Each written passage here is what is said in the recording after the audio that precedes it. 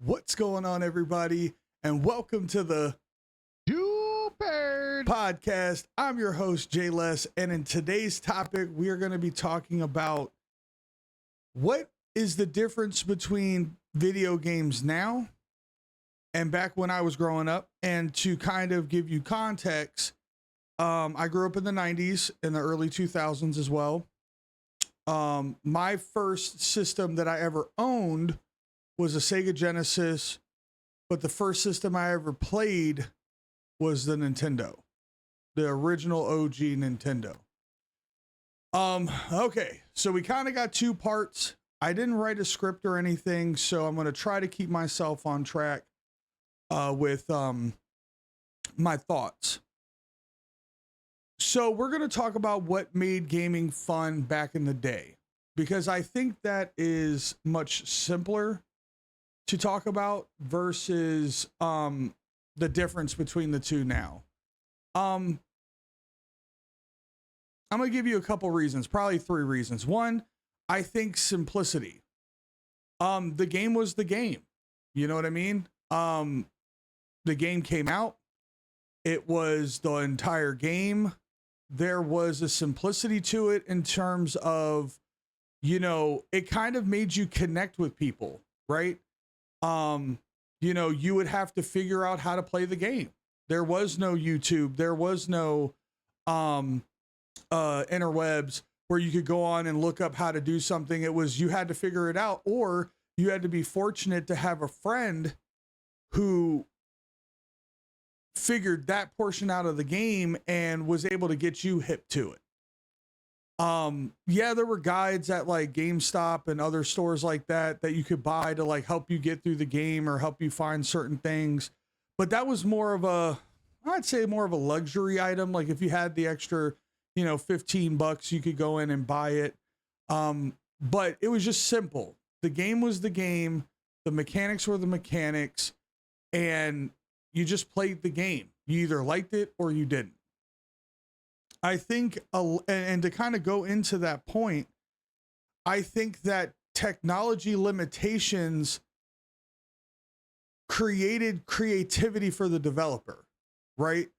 You know, because as technology has progressed, you know, if you play Super Mario Bros. On the 64 and you play Mario Galaxy now, like those are completely two different games, you know, but it's like back then, Super Mario had to be fun. You know what I mean? Like Super Mario did, like Mario didn't get just popular out of nowhere. It's the games were fun.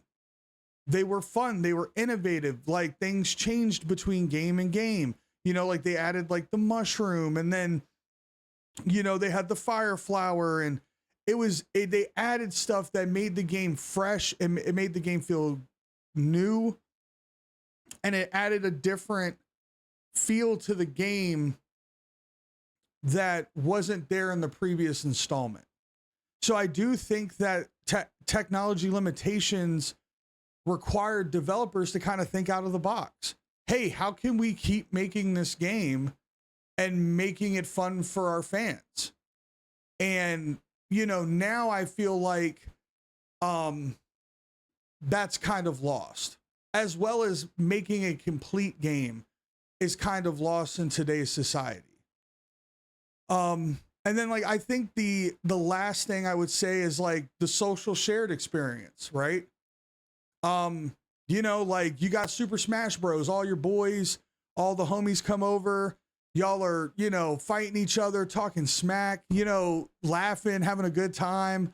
You know, you and your boys are playing GTA and you guys are just going around and busting stuff up, taking turns, and, you know, handing the controller off to each other. And that resonates with a lot of people. Like that's how a lot of us like still have friends to this day, is because we created those core memories as kids and we carried it into our adulthood. So like that's why like co-op games, couch split screen games, like all that stuff matters to gamers, because, you know, I would say that the age group that's primary gamers right now is probably between 26 to 36. And I'm just saying that like as a general statement. I don't know that for a fact, but I'm going to say that like I would say the majority of like gamers who really like have continued gaming are in that age group, at least from my generation. And I think that that part is missed. You know, that part of being able to just sit on a couch or in chairs next to the homies and you're laughing, you're having fun. You know, sometimes it makes a simple game feel 10 times larger because it's just fun. It's just good fun. And that's going to kind of transition into why I think games now are not as fun, is going back to the limitations and the creativity. Is like games sometimes are kind of all the same. They all kind of carry the same, you know, what am I trying to say? Like they kind of carry the same platform, the same stencil standard, right? Like, yeah, there might be new things here and there and stuff like that that might get sprinkled in, but the stencil, the rough draft is always the same. You know, like, and people are probably going to kill me for this, but without a Skyrim, there's no Witcher 3.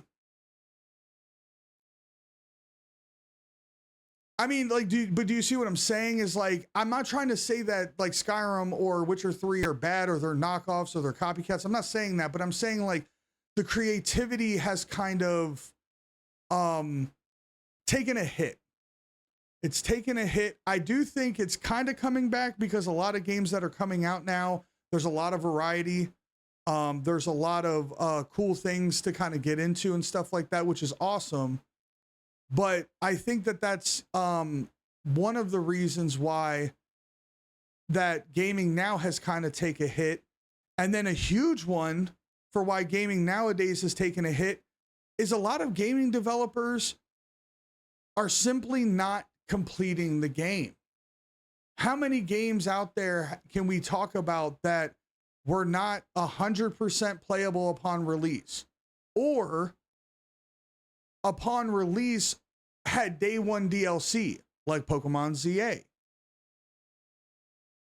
That kind of feels like a slap of the face to the gamer, to the consumer. It's like, you know, you pop in Assassin's Creed Unity.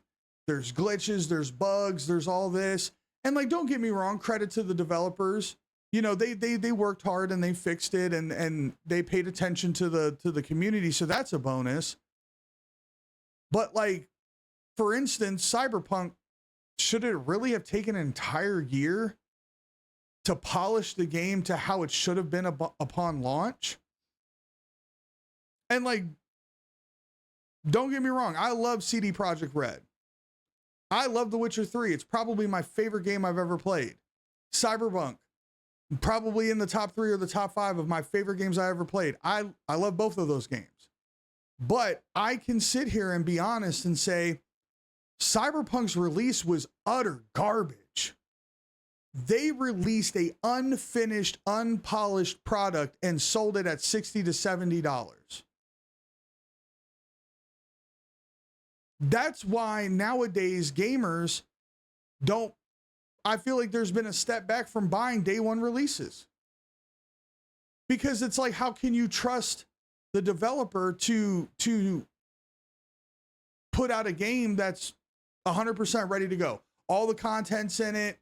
There's no day one DLC, you know, and it's like, I got to give a shout out to the Monster Hunter series. Actually, to me, Monster Hunter did it right, at least with World, because I have Wilds. I haven't been too into the news, but when I first started playing Monster Hunter, it was Monster Hunter Wilds. I played with my boys and they came out with World. And I believe, if I'm not mistaken, World was out for over a year before they dropped an expansion pack called Monster Hunter Iceborne.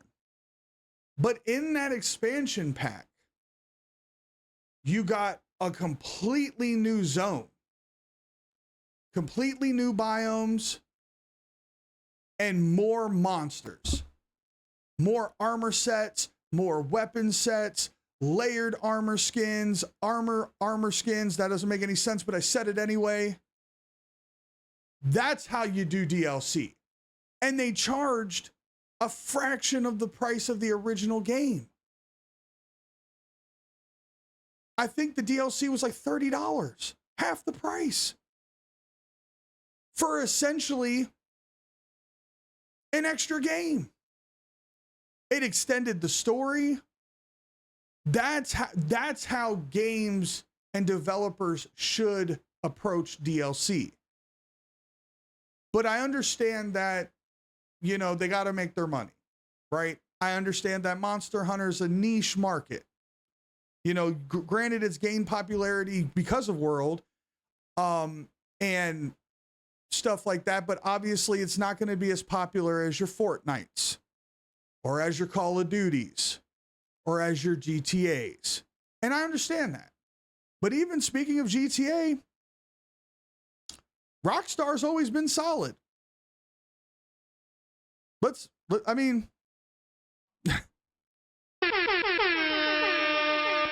say what you want, but Rockstar, has always been solid. And I think that's what disappoints me in today's gaming. Now, I do think today's gaming is a lot different from when I was growing up. I think that instead of all games being social, they kind of pulled back and only made some games social.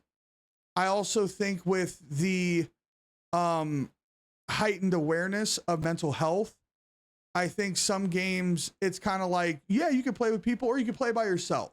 They give people the option, and options are always good. But I think the gamer now is a little bit different than back then. I think the gamers want to feel like they accomplished something. That you know, they're able to do something cool, right? You know, like they want their character to be super strong and just blast everybody, or people like the puzzles, like, you know, the intricacies of figuring out a puzzle like in a game and solving it. You know, some people like just blasting through everything in a hack and slash. You know, some people like challenging combat, like Souls-likes and other games that might not necessarily fit Souls-likes, but they don't fit hack and slash either. Some people just like first-person shooters. Some people love games like Ghost Recon that are third-person shooters. And I think all these games, you know, with the questing and the achievements and like the looting, I think looting has been a huge thing in today's gaming, like games like Borderlands, Ghost of Recon, The Division, Monster Hunter even. A lot of that stuff is just that loot grind, the wanting to get the best of the best gear, or the cool gear, or the gear that you like, whether it's stats approved or not, like whether it's meta or whatever. It's just like you just want the thing you want. You know what I mean? So that's kind of how I feel that gaming has changed, and it's shifted. I'm in a weird spot for myself, because I was just talking about this with some people, and I appreciate the old games, but I love the new games, right? There's not a game from my childhood or my growing up I would put in my top 10 games.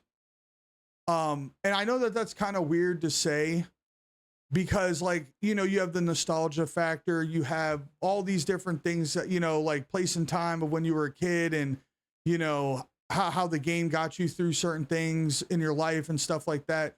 For me, it's kind of weird. It's just always been about the story. It's always been about the story. That's why I love The Witcher 3 so much. That's why I love Cyberpunk so much, is because it's the story. The story was captivating. The story had me coming back like, oh man, I gotta figure this out. I gotta know.